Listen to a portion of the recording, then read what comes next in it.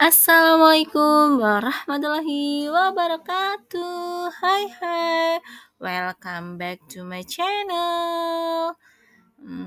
Pernah nggak sih kalian, entah sebagai guru, orang tua, ngerasa bingung banget ngelihat anak-anak zaman sekarang, generasi Z, kok kayaknya susah banget ya disuruh belajar? Dikit-dikit lihat HP, fokusnya gampang ke distraksi, dan sering banget dibilang generasi malas atau generasi rebahan. Hmm, Jujur, saya juga merasakan kegelisahan yang sama. Kita sering pakai cara-cara lama yang dulu berhasil buat kita. Tapi kok di mereka kayak nggak klik gitu. Karena kegelisahan itu, saya akhirnya memutuskan untuk ikut kursus di Coursera dengan judul yang menarik, memotivasi peserta didik Gen Z apa yang harus diketahui oleh orang tua dan guru. Dan di video kali ini, saya mau kasih review jujur saya tentang kursus itu. Pertama-tama, kenapa saya rela meluangkan waktu untuk kursus ini? Alasannya logis banget dan pasti relate dengan kondisi kita sekarang. Pertama, kita perang melawan distraksi. Kita harus sadar sebagai guru atau orang tua di zaman sekarang, saingan kita itu berat. Kita bersaing bukan dengan buku, tapi dengan TikTok, Instagram, game online, dan semua notifikasi yang muncul di HP mereka. Perhatian mereka itu mahal banget. Kalau kita nggak update cara kita mendidik, kita pasti kalah telak. Saya ikut kursus ini karena saya butuh amunisi untuk memenangkan perhatian mereka. Alasan kedua, efek pasca pandemi yang nggak main-main. Kita nggak bisa pura-pura lupa sama efek pandemi kemarin. Bertahun-tahun belajar dari rumah itu mengubah kebiasaan belajar mereka. Banyak yang motivasinya drop, jadi lebih individualis dan jujur. Kemampuan sosialisasinya juga menurun.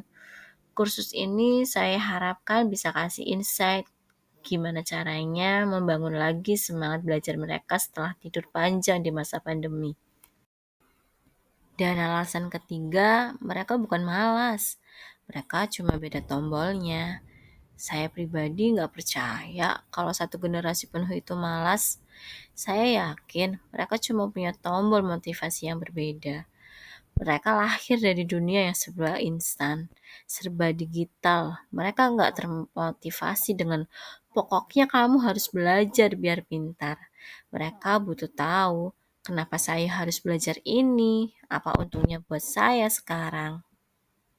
Nah, saya mengikuti kursus ini untuk mencari tahu di mana sih letak tombol motivasi Gen Z itu. Jadi, apa saja yang saya dapat? Kursus ini benar-benar membuka mata saya. Saya nggak akan spoiler semua isinya, tapi ini 3 hal utama yang paling nempel di kepala saya.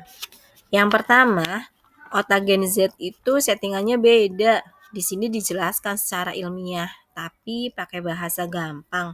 Kalau otak Gen Z itu udah terlatih untuk memproses informasi dengan cepat, visual, dan gak bertele-tele.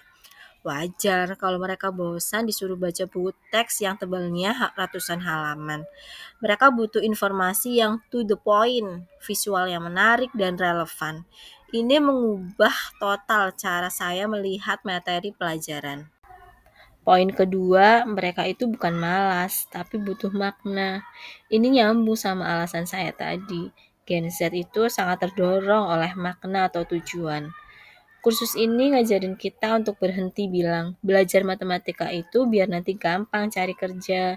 Coba deh ganti dengan, kita belajar matematika dasar ini supaya kamu bisa hitung-hitungan.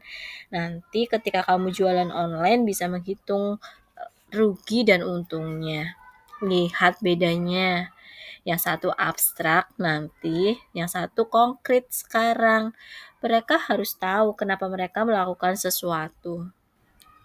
Dan yang terakhir, teknologi itu kawan, bukan lawan. Kita sering banget marahin mereka karena HP. Nah, kursus ini ngajarin kita untuk membajak teknologi itu.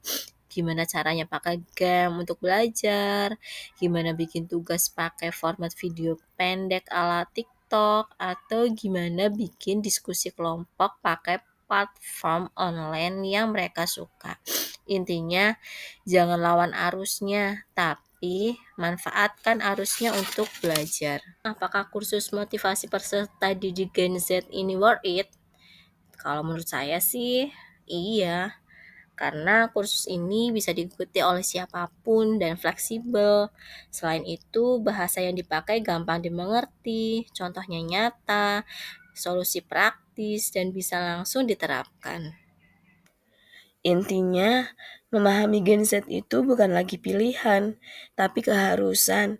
Mereka bukan generasi yang rusak, mereka hanya generasi yang hidup di dunia yang sama sekali berbeda dari dunia kita dulu. Kalau kita nggak mau belajar, kitalah yang tertinggal. Dan sekarang saya mau dengar dari kalian, apa sih tantangan terbesar kalian waktu berhadapan dengan Gen Z? Coba share pengalaman kalian di kolom komentar ya. Kita diskusikan bersama. Terima kasih sudah menonton.